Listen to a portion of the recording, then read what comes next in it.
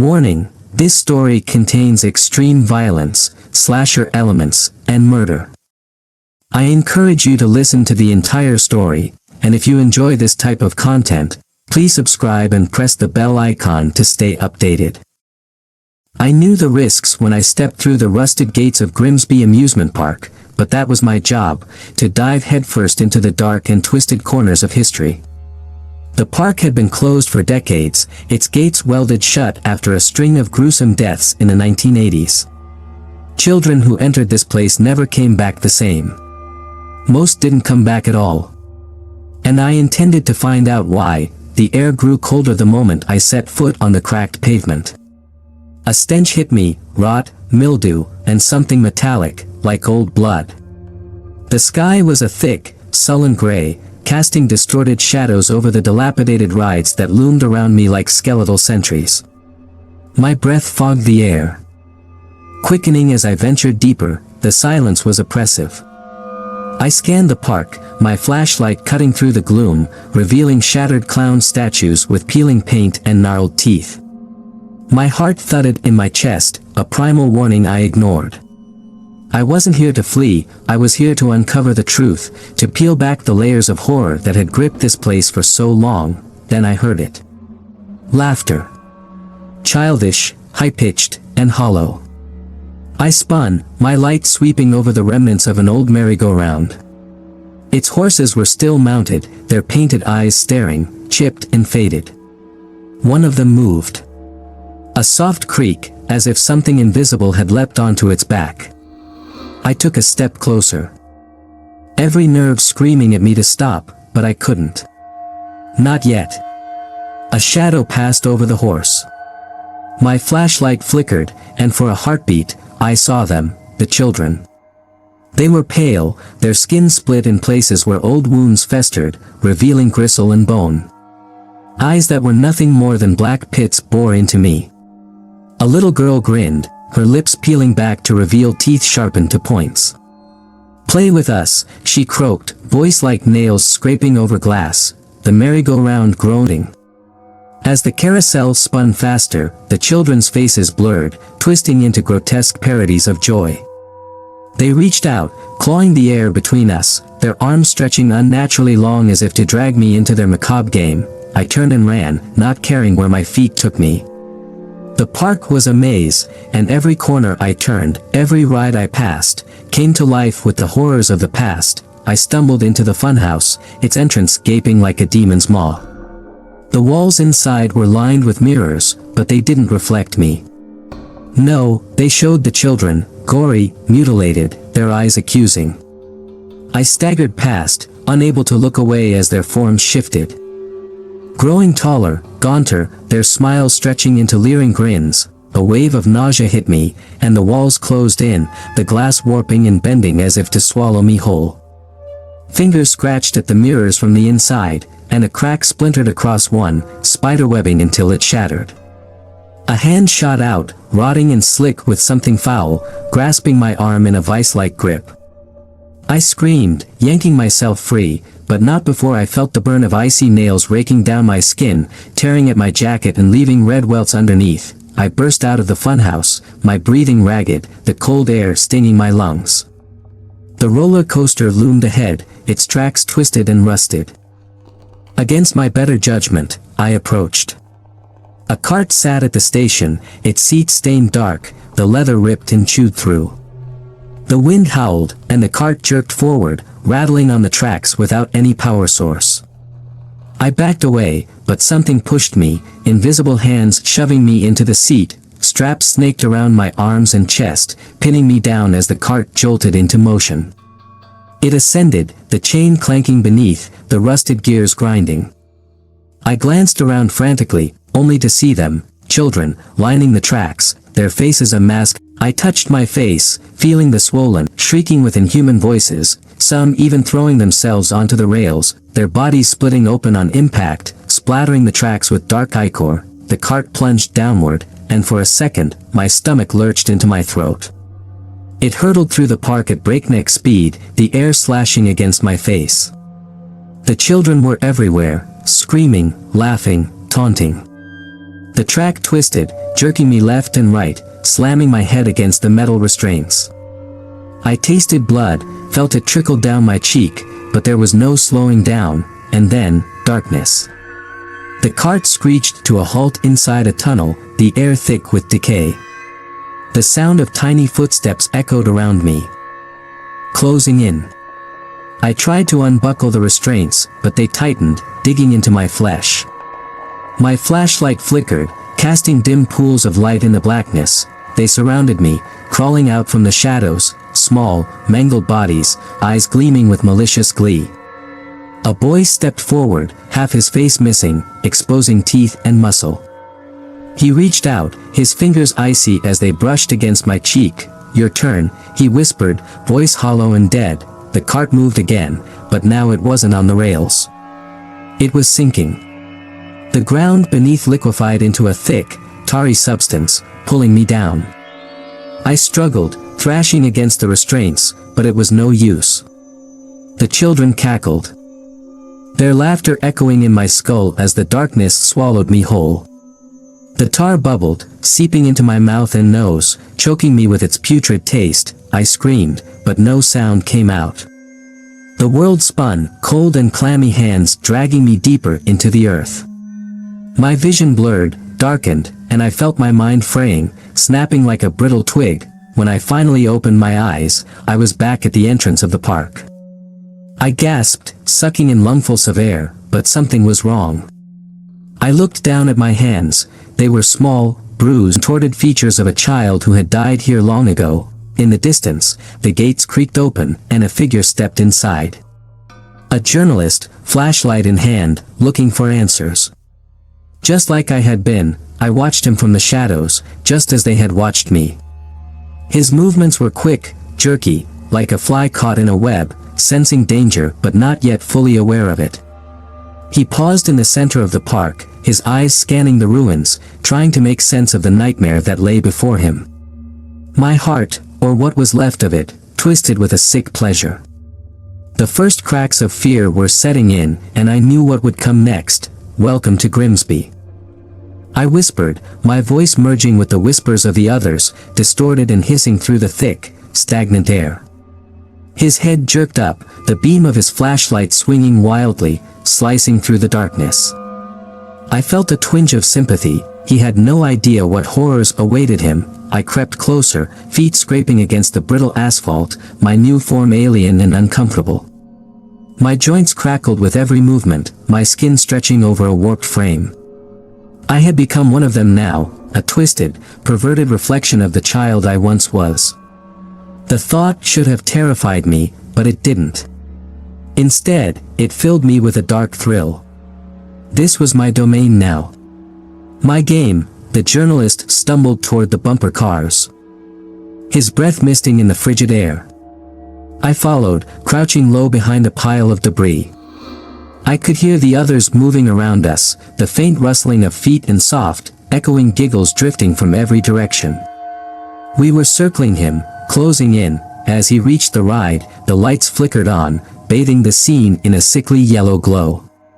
The cars, once vibrant with reds, blues, and greens, were now blackened, their metal frames twisted into sharp, jagged shapes. They groaned and screeched, breaking free from their spots and jerking forward, stumbling back. One of the cars veered toward him, metal grinding against metal, sparks flying as it scraped along the corroded tracks. He turned to run, but the cars were everywhere, darting and slamming into one another with a terrible force. The laughter grew louder, high-pitched and unnatural.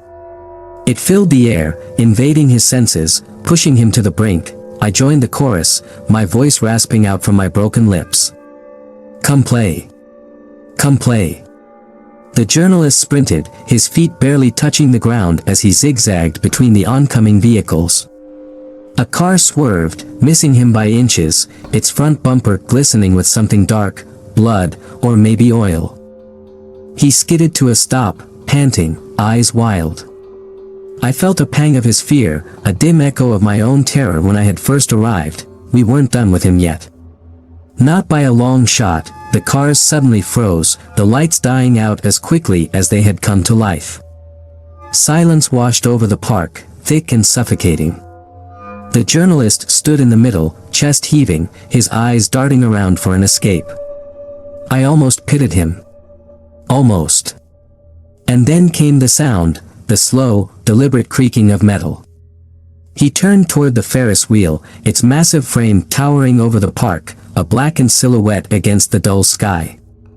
It groaned to life, the rusted gears grinding as the wheel began its slow, torturous spin. No. He muttered, stumbling backward. His flashlight beam trembled in his hand, cutting weak arcs through the gloom. I could see the terror etching itself into his face, the realization creeping in that there was no way out. The wheel picked up speed, its cabin swaying dangerously.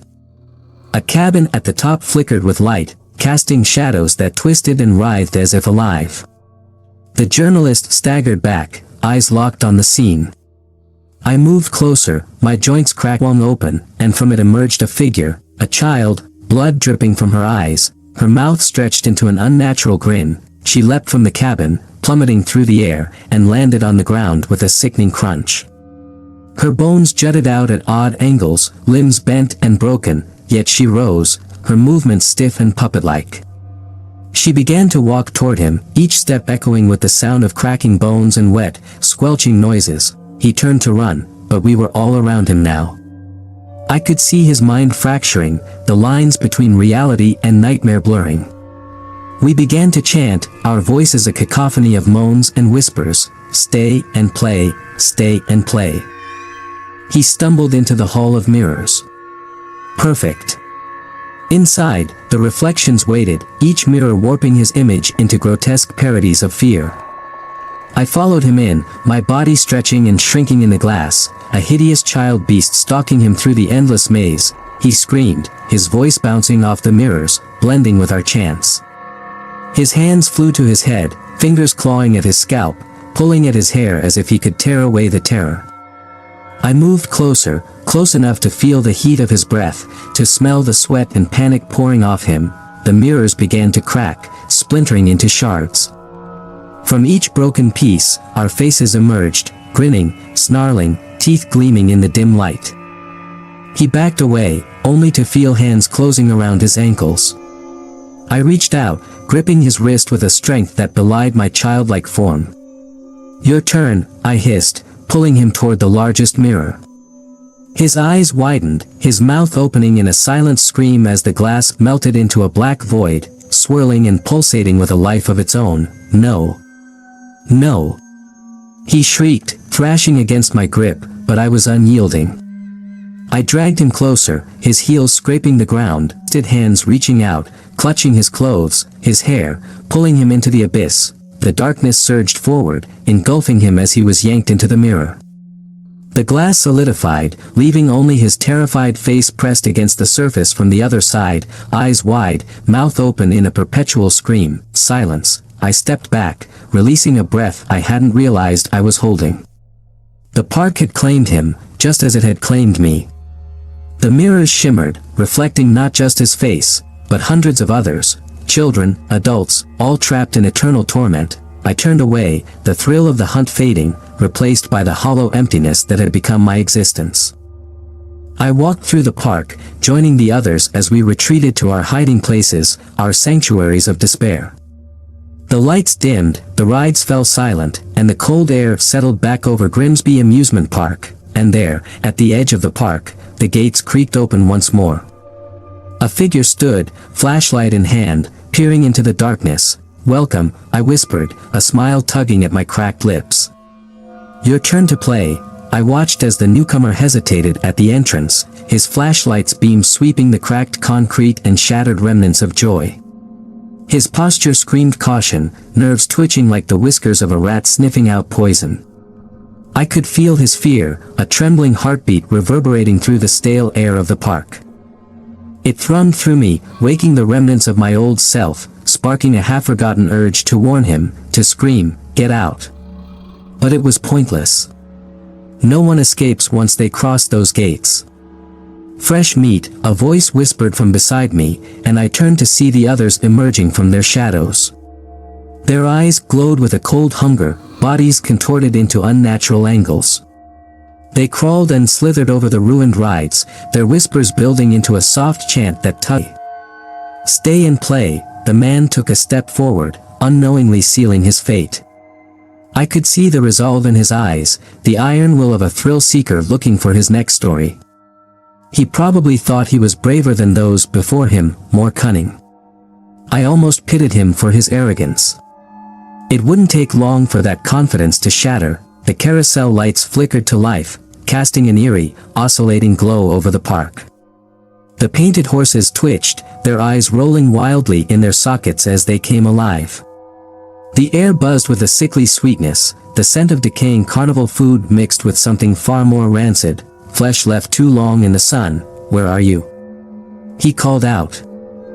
His voice a brave front against the encroaching dread. I almost laughed. He thinks he's in control. I wanted to tell him that control is a joke here. Grimsby takes what it wants.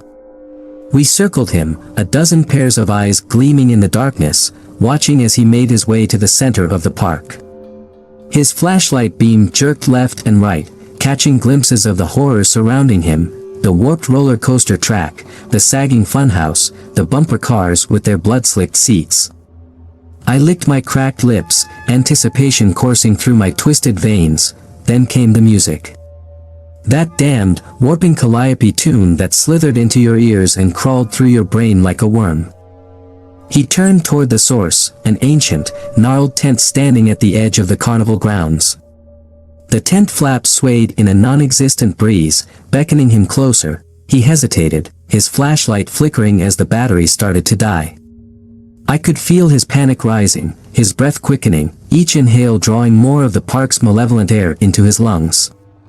It was like watching strained. He took a step forward, then another, until he was standing in front of the tent, its striped fabric stained with dark, unidentifiable blotches. The flaps parted on their own, swinging inward to reveal a swirling void of darkness. I crept closer, my body jerking and twitching with each movement, hungry for what would come next. This part was always different, always tailored to each new victim's psyche. Grimsby knew how to dig into your head, dredging up the things you feared most and making them real. He stepped inside, swallowed by the darkness, and I followed, gliding through the entrance as if it were liquid. The tent's interior was impossibly vast, stretching out into a labyrinth of corridors lined with faded carnival games. The air here was stifling, thick with the stench of rot and burnt sugar. The games came to life as he passed, rusted coin slots clinking, stuffed animals with hollow eyes staring down from their perches. He turned left, then right, his eyes darting around in a frantic search for something familiar. His composure was breaking, and I could taste his growing fear like a bitter tonic. A bell clanged loudly from one of the stalls. He whipped around to face it, his flashlight's dying beam illuminating a grotesque clown doll slumped against a wall. Its paint had peeled away to reveal patches of raw, gristly flesh underneath. The doll's eyes flicked open, black pits seeping with blood. Its mouth stretched into a smile far too wide for its face, revealing rows of crooked, jagged teeth. Win a prize, it rasped, its voice a blend of a child's giggle and the gurgle of something choking. Step right up and play. He stumbled back, shaking his head. No, this isn't real, he stammered, but the tent around him shifted, closing in. The walls crawled with shadows, faces of children emerging, twisted and screaming. Their eyes were black voids, their mouths gaping with fingers itching to grab hold, to drag him deeper into the nightmare. But this was his turn, his trial. I was merely the observer, the catalyst to his unraveling. Play the game, I croaked, my voice mingling with the whispers of the others. Or be consumed. He reached for the hammer at the high striker game, its handle slick with what looked like coagulated blood. His hand trembled as he gripped it, muscles tensing, sweat pouring down his face. With a scream of defiance, he swung it down on the target. The bell didn't ring. Instead, the ground beneath him cracked open, splitting like a festering wound. A sickly yellow light poured out, casting writhing shadows across his face. He screamed as hands shot up from the chasm, small and pale, their fingers clawing at his legs, tearing into his clothes, shredding the flesh beneath. No. No. He shrieked, but the hands were relentless. They yanked him down, dragging him inch by inch into the darkness below. His nails scraped against the floor, leaving bloody trails as he fought against the inevitable. I watched, my lips curling into a twisted smile. It was always the same, yet infinitely unique. Grimsby feasted on the soul, chewing it up and spitting out what was left to join the ranks of its eternal victims. His head disappeared into the void, leaving only his screams echoing through the tent. Then, silence. The ground sealed itself, leaving behind a patch of sticky, crimson ooze where he had been. I stepped forward, my gaze falling on the space where he had vanished. The tent's walls rippled, whispering secrets into my ear, filling me with the lingering essence of his fear, his despair. It fueled the park, fed its hunger. Slowly, the tent's flaps opened again, revealing the world outside, the park, waiting in its grim silence. I stepped out, feeling the change within me, the fresh darkness that pulsed through my veins.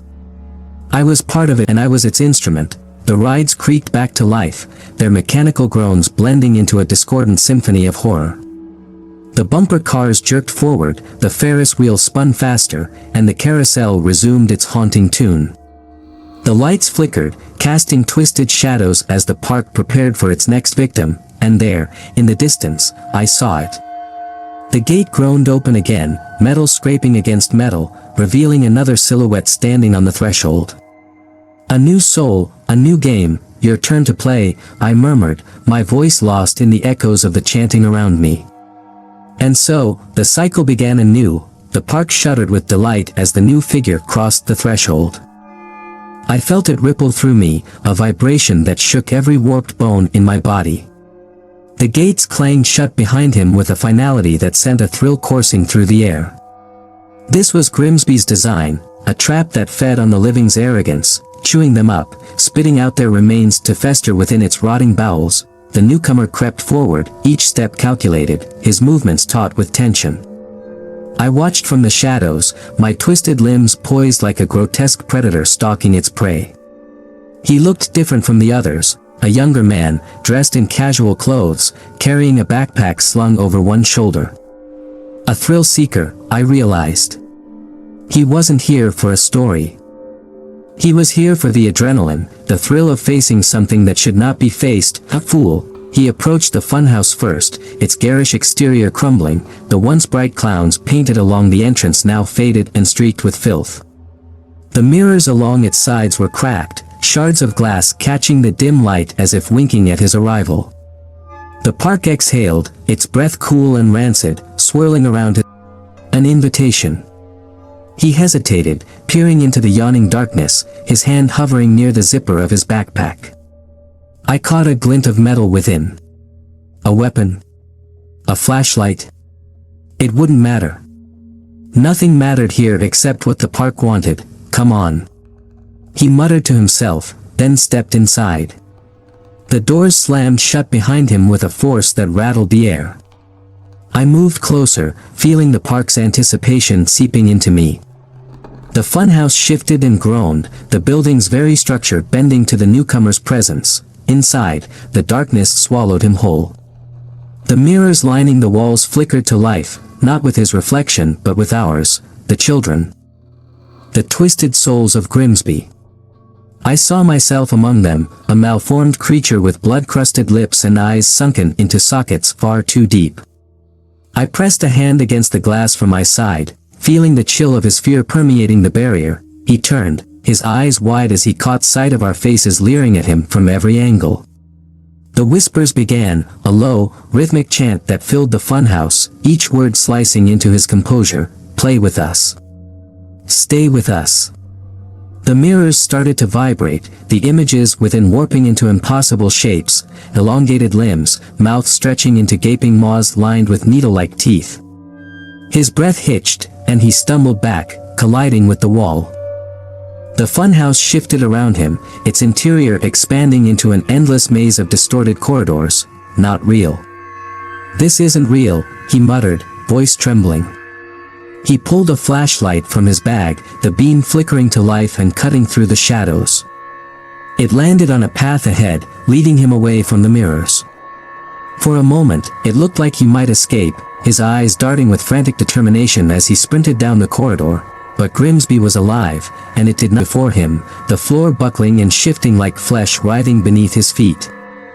I followed through the walls, my fingers dragging along the glass, leaving streaks of dark, oily residue in my wake. His footsteps echoed in the tight space, mingling with his gasps as the funhouse closed in, narrowing the hallway to the width of a coffin. He reached a door, slamming into it, pushing with all his strength. It groaned open, revealing the outside world, the sky hanging low and oppressive over the twisted rides of the park. He burst through, collapsing onto the ground, his chest heaving. The flashlight rolled away, casting jittery beams across the carousel standing in front of him. It began to turn on its own, the horses jerking and twitching as if animated by some sick force. Their eyes rolled in their sockets, lips pulling back to reveal rows of jagged, blood-stained teeth. The carousel's haunting music filled the air, a warped lullaby that made my spine crawl even as I watched from the shadows. He pushed himself up, scrambling backward as one of the horses dismounted from the ride, its hooves hitting the ground with a sickening crunch. It reared, nostrils flaring, black ooze dribbling from its gaping mouth. The man screamed, stumbling away as more figures emerged from the ride, children in various states of decay, their eyes hollow, their mouths twisted into grotesque smiles. No, this isn't happening. He stammered, his eyes darting around for an escape. He turned and ran, veering toward the roller coaster tracks, the skeletal remains of the once thrilling ride looming over him. He climbed, scaling the rusted metal frame, each grip a battle against the slick, corroded surface. I moved closer, crouching by the base of the tracks, feeling the park's hunger intensify. It would not let him leave, but how it would devour him was the question. My own thirst for his terror bubbled up, mingled with energy as he neared the top. He reached the highest point, clinging to the beam, his eyes scanning the horizon. I could see the hope flicker in him, a desperate belief that he could somehow outwit this place, survive what was clearly beyond mortal comprehension. The park seemed to sense it, and it reacted. The ground beneath the coaster opened, a yawning chasm of darkness, pulsing and alive. From it rose the hands, the small, broken fingers of the children, clawing their way upward, reaching for him, screaming without voices. He watched, paralyzed by horror, as they stretched toward him, their nails scraping against the metal beams, leaving bloody streaks. No. I won't. He shouted, but his voice was lost in the cacophony of the park. The hands lunged, their force pulling him forward. He fought back, digging his fingers into the metal, his face contorting with the strain. His screams pierced the air, but the park only laughed, a deep, resonating sound that shook the earth and sky, and then, as suddenly as it had begun, everything stopped. The hands froze in place, the rides fell silent, and the lights flickered out. The park held its breath. I felt the stillness wrap around me, the tension building like a coiled spring. He hung there, dangling from the edge, sweat and blood mingling on his pale face. For a heartbeat, there was hope. Maybe, just maybe, he would pull himself up, escape Grimsby's grasp, and break the cycle. But then, something in the air shifted. The park exhaled, and the ground beneath the chasm roared to life, swallowing him whole in one final, desperate scream. Silence fell, the sky above darkened, the clouds churning with malice as the park resumed its watchful slumber. I stood there, staring at the empty spot where he had disappeared, my heart, or what remained of it, thudding heavily. Retreating back into the shadows of the ruins, the park's whispers echoing in my ears. Next time. Next time. I looked toward the entrance, knowing it wouldn't be long before the gates would creak open again, and another soul would step inside, oblivious to the nightmare awaiting them. And for a fleeting moment, I felt something stir within me, regret, hope, or perhaps just an echo of the life I had lost. I could not tell. The park sighed, the rides shifting back into their ghostly stillness. The gate trembled, but this time. It remained closed. The sky pressed down, heavy with the weight of unfinished stories, of horrors that lingered just beyond the veil of this world. The darkness around me deepened, wrapping me in its icy grip as I waited, unsure of what came next. For the first time, a question hung in the air, thick and unanswerable. Would the cycle ever end, or was this just another twisted game Grimsby played, keeping us on edge, forever uncertain of our fates? And so I waited, shrouded in shadow, listening to the park's breaths, to the haunting lullaby that lulled the souls within its grasp. The gates remained still, but the darkness whispered of new terrors, new games yet to be played. Would they open again? I didn't know. All I knew was that I was here, and the park was hungry.